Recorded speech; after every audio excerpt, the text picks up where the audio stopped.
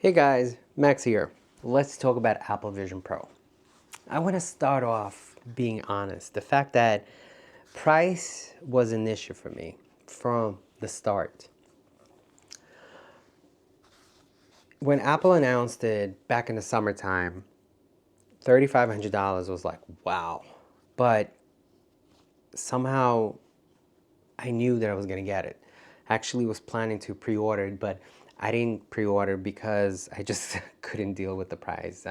Mentally, I was ready, but I just couldn't take that chunk out of my account. But I want to be honest. Even though I bought it, knowing that I bought it with the mentality that I was going to find something wrong with it and I'm going to return it because I needed to find a justifiable excuse how not to lose $4,100. It's almost $4,100 out of my bank account. Just, it's too much. Like, it's expensive. And do I think this device is worth that price? No, not at this state. Even though this is a first gen, honestly, Apple did an amazing job as a first gen device. Like the Vision Pro OS is spot on amazing and there's no competition. And I am returning this device. And the reason why I'm returning is because it has nothing to do with the fact that there's a weight issue. It's heavy in the face and the neck feels tension after 30 minutes of use. It has nothing to do with the fact that the battery life is probably like 2.5 hours. Nothing. Like, that's not the issue. Because the battery charge is pretty quick. I like the fact that the charging port is here. I could actually just take a portable bank with me. Love the fact that the speakers are great. The speakers are amazing. I love this loop. Like, this headband is amazing. All the VR manufacturers need to take a note from this headband. This is spot on, amazing design of head strap. Like, amazing. Like, I tried using the dual one. This is a lot more comfortable for me. I feel pressure over here when I use it. But this, even though it's heavy in the front, because it's so wide over here, it kind of distributes the weight evenly in the back of my head. One thing, like, it's the fact that, it's fragile. I don't know if there was a need to put aluminum there. Yes, it feels premium, and the fact that there's a glass underneath here, the fact that it uses magnet over here for this shields. But again, I know people dropped it because of lifting this up. It's so easy to drop, but it requires you to grab it this way, and then you have to deal with the fingerprints. And remember, you have to wipe it because any fingerprints in the way of those sensors, the experience is going to be not the same. The fact that this is easily magnetically removable, and there's a second one that comes with it, like, all of that is great.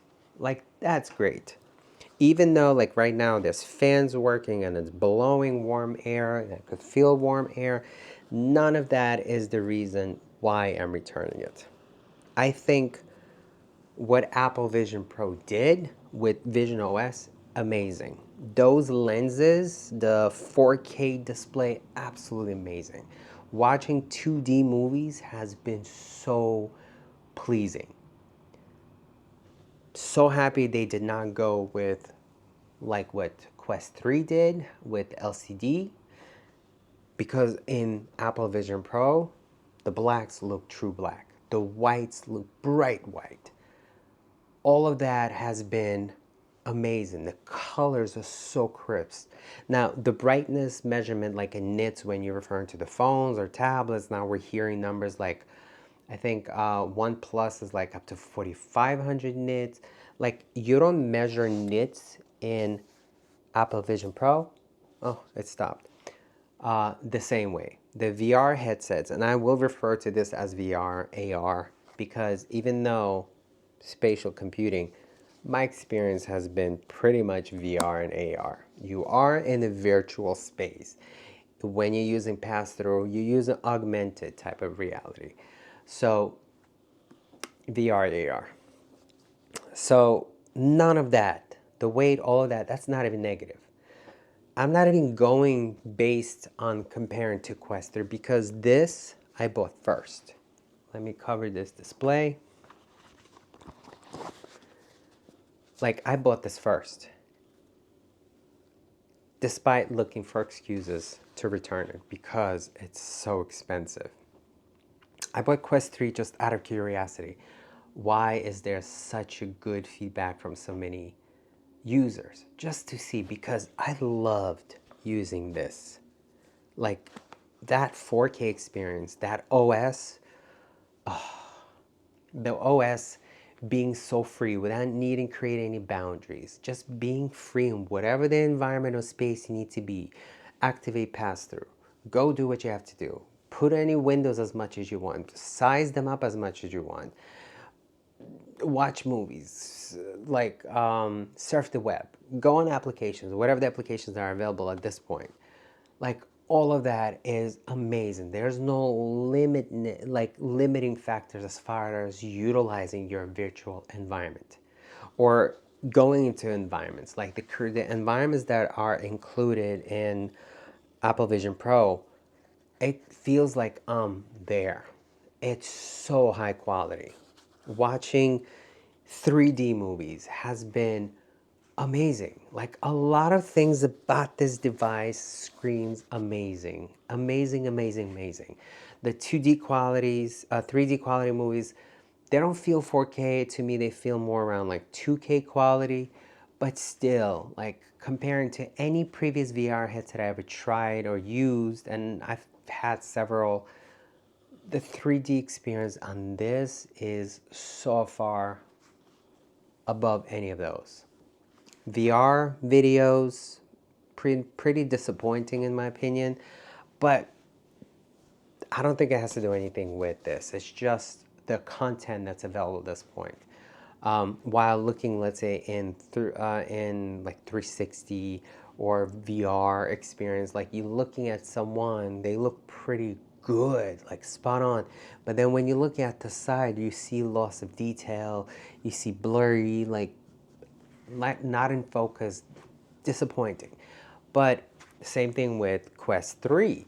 Like, I tried watching a video that was in 8K VR, amazing quality. I tried looking at 4K, not that good. So I think it just has to do with content. So why? What is the reason that I found in this to finally say I found something to have as an excuse to return this device? When I first got it, the first 2 days, it was like excruciating headaches, dizziness, nausea, kind of came, acclimated to that. Then the lens glare, that's annoying. And some people say, well, your brain eventually will kind of adjust to it. No, I still see the lens glare. They recommend, oh, don't watch movies in a dark environment. Make it brighter. Not too bright, just in the middle. That's compromises. I don't want to pay $4,100 for a device where I have to compromise. I can't watch movie in a dark environment. I have to watch movies in a light environment. That's compromise. Because when I went to Apple Store, I said, hey, I'm buying this. When they asked me, why am I buying? I said, boredom. True. I love tech world. And if I'm buying something, it's because I'm interested. I don't buy things to return them. Meaning, I buy, do review, and return. That's not what I do. If I'm buying something, it's because I'm interested in something for my personal use. And I use it, I get to know it, then I try to do a review. But this, I bought, like I said, to find a reason not to keep it. And it was very hard. Despite the negative start of headaches and then the lens glare, like, that's nothing. Like, minus that, I still couldn't find a reason to return it. I just knew that, you know what, there's nothing I could find. I love everything about this, minus the weight. The sound is great. Movie watching is great. Yes, you get lost tracking in the dark, even though I said the hand tracking, like even though I said when I was buying it that I'm buying this for a purpose I could lay in my room in the dark and watch a movie. The salesperson or the manager, I don't know who he was, should have been like, well, you know, in the dark, you do lose full ability of your finger gesture, movements, and stuff like that. It's still, I'm still able to use it, but there's like you get notification that the quality might decrease or might not function as designed or something like that. The notification that you get. The issue why I'm returning this device is because of eye tracking. The first 6 days, it's been great. Last 4 days has been a disaster. All of a sudden, 4 days ago, it asked me to realign my eyes when I put it on. And that was new because it didn't ask me that for the previous 6 days. At the same time, it also asked me to redo my hand tracing and stuff like that. I did that, but somehow I started noticing that the eye tracking was off. I was like, okay, well, maybe it's just one off. Maybe I'm just too tired or my eyes aren't working properly. Whatever. I don't have issues with my eyes at all. The next day, again, I put it on. It's the same thing. Realign. Okay, this time I didn't have to do hands again. But it was a lot worse. It was like so off. I couldn't select things. I couldn't type things. Like I couldn't type on using that virtual keyboard. It was so off. Frustrating. I recalibrated it that day like 3 times and it just wasn't working properly. Yes, with difficulty, I was able to select the movie and then watch the movie to the end. But if I wanted to move or increase the window size, it was difficult. A lot of times, like when I wanted to move by pulling at the virtual bar on the bottom, because of the eye tracking was so off, frequently I ended up exiting it out. I got frustrated, so gave up, put it back in the case. Next day again, 2 days ago, I tried again realignment. I just decided not to bother with recalibrated again. I was like, you know what? I do have Quest 3 at this point. I'll just deal with LCD panels and just watch movies that way because that's really what I want to use. Even though I love the OS Vision Pro. It just makes it so much easier. I could lay down, I could sit up, I could do yoga position, even though I don't do yoga.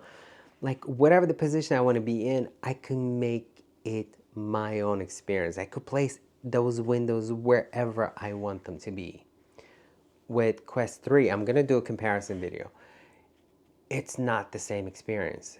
To get to where I want that window to be, it's just, there's a lot of hoops to jump through. Unlike this, you place it wherever you want.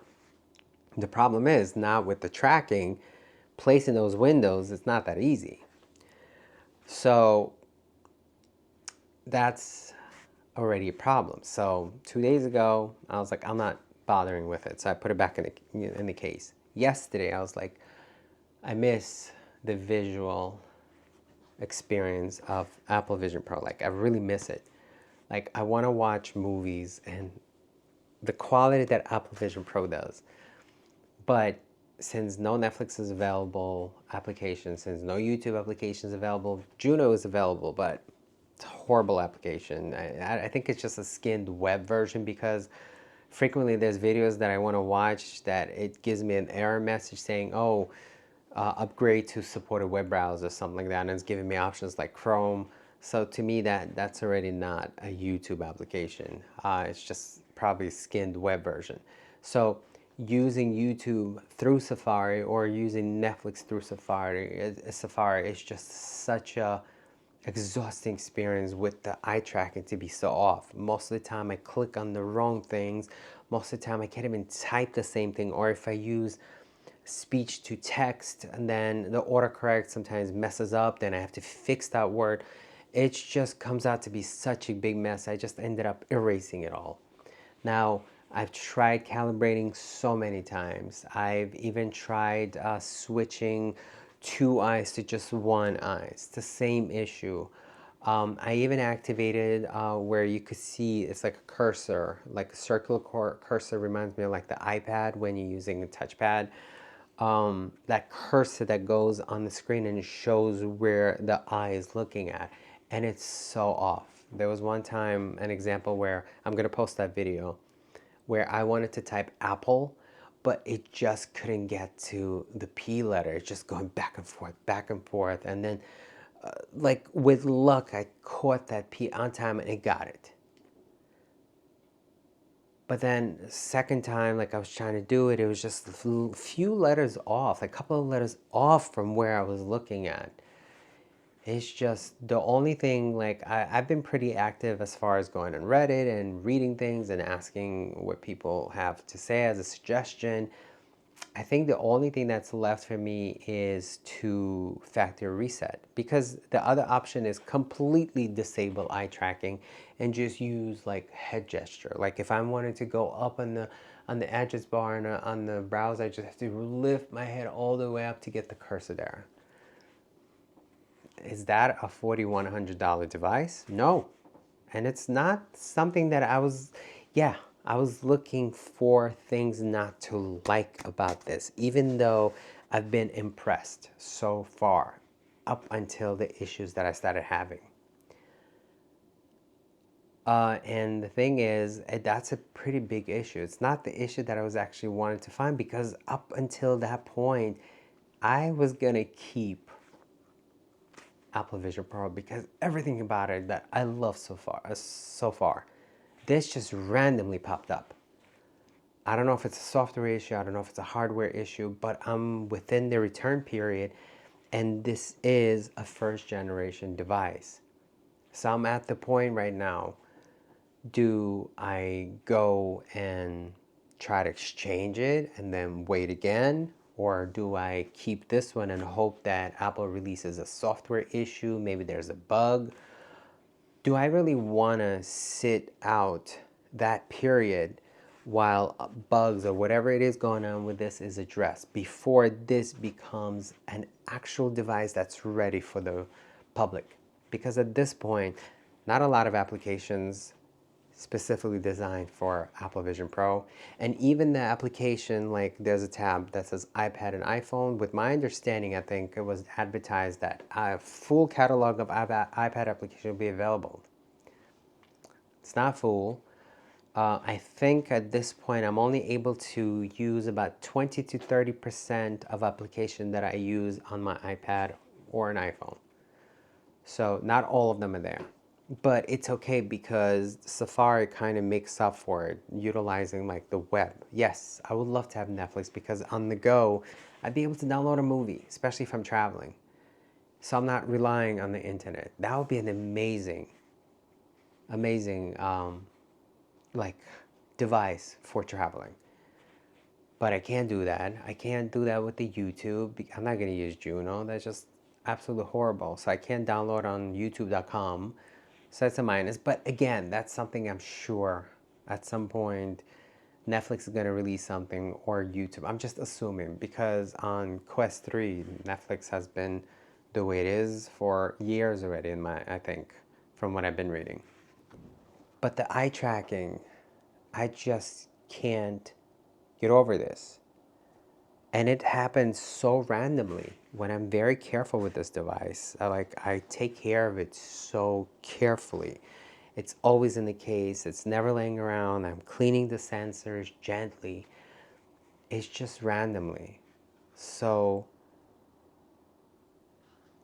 I'm at the point, I think I'd rather return now and wait several months until they fix whatever the issue that's going on with this, and they further develop and release more applications, because it does not feel like a spatial computing device. There is no computer in this at this point.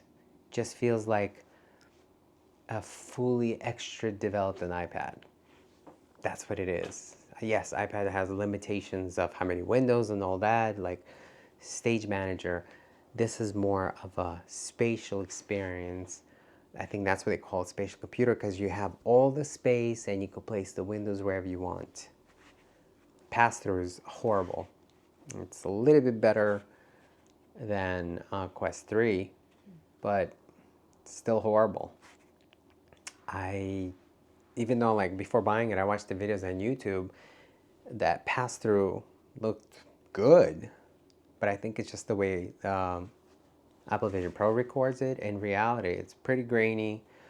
Like when looking at the colors and taking off the Apple Vision Pro, I'm like, wow, look at all the colors. So it looks washed out.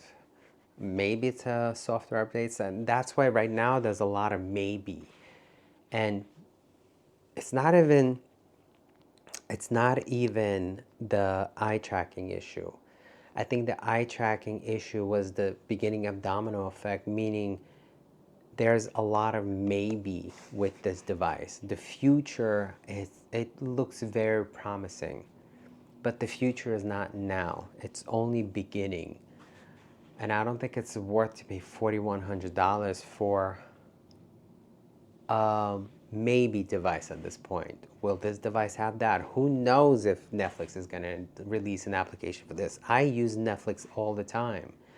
Can't use it on this device now unless I'm using Safari. But what if I'm traveling? I do travel. So I'd rather wait out more and return this device now because of the issue that I'm having.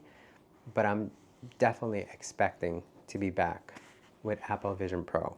Hopefully, Apple reduces the price. I read that maybe there is a lighter, cheaper version. If Apple, if you're watching this, please cut the eye tracking, cut the finger gestures. Give us this with this, minus all the senses for the eyes or the fingers. Give me like the capabilities of Apple Vision OS with 4K as it is now. I'll even take the weight. I'll take everything, just minus all the sensors. Okay, give me the pass-through as it is. But I want that 4K experience that I'm getting in this. Like, don't touch the lenses, but give me a joystick. I think maybe that's a solution to create a cheaper version of Apple Vision Pro. Get rid of the Pro. Apple Vision with joysticks. Minus the Pro. I'll take it. I think honestly at this point, this is, I don't think it's worth 4,100 that I paid for. 2,500. Between 2,000 to 2,500. I think, okay, more reasonable. Not 4,100 that I paid for. That's basically it. If you have any questions, I'm gonna do a comparison between Apple Vision Pro and a Quest 3. I recently got it. This is a very interesting, actually, comparison. One thing also to note, to take a big consideration when looking into Apple Vision Pro, is at this point, it is a very lonely and isolating experience. It's just you in there. There's no social aspect of it. There's no interaction with other people besides using FaceTime and having that weird looking persona that I have people like, what is this? What happened? Like everybody's laughing whenever I do FaceTime with my persona there. I love the fact that it incorporates the whole like Apple ecosystem as far as the messaging and like it's there. You definitely feel this is Apple product, but I just don't think the price is there. And I think that's the biggest mistake from the start of putting such a big price tag. I think it's going to turn off. It's going to, like the device itself, it's going to get a lot of people interested in this device, but ability to keep it with the price tag of 4100, this device has to offer to justify that price. And at this point, it does not. It doesn't mean it will not in the future. But again, the future is not now. The future is forward, maybe several months, maybe a year, maybe with Gen 2. At this point, it's limited in a lot of things. It's growing, and I'm sure Apple is going to push it further. But this needs social aspect. It does not have social aspect, and there's a big need for social aspect. It feels lonely at this point. And people who are struggling and have that isolated feeling, definitely not something I would say gonna improve that. It's gonna actually make people feel even more lonely. Something to consider. Apple needs to invest. Like, invest.